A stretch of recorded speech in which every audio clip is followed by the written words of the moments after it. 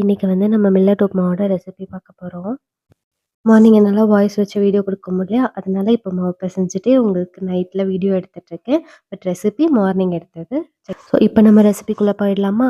First வெங்காயம், தக்காளி, கருவேப்பிலை, பூண்டு, அப்புறம் பச்சை மிளகா.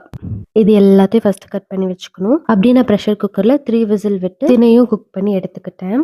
ஸோ ஃபர்ஸ்ட்டு நம்ம கட் பண்ணி வச்ச எல்லாத்தையும் எண்ணெயில லைட்டா எண்ணெய் ஊத்தி தாளிச்சுக்கணும். ஸோ தாளிச்சுட்டு தக்காளி இந்த அளவுக்கு வெந்ததுக்கு அப்புறம் லைட்டா ஒரே 1 கிளாஸ் வாட்டர் விட்டுக்கலாம். பிகாஸ் நம்ம ஆல்ரெடி மில்லட் குக் பண்ணி எடுத்துட்டோம். நான் வந்து இன்னைக்கு திணை வச்சு பண்ணியிருக்கேன்.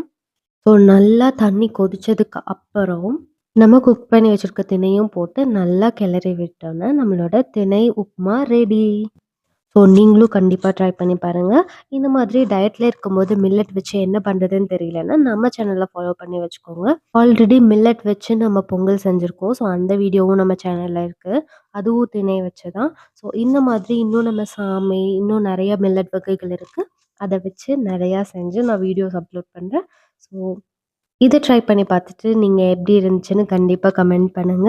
ஓகே ஃப்ரெண்ட்ஸ், நம்ம இன்னொரு வீடியோல பார்க்கலாம். பாய்.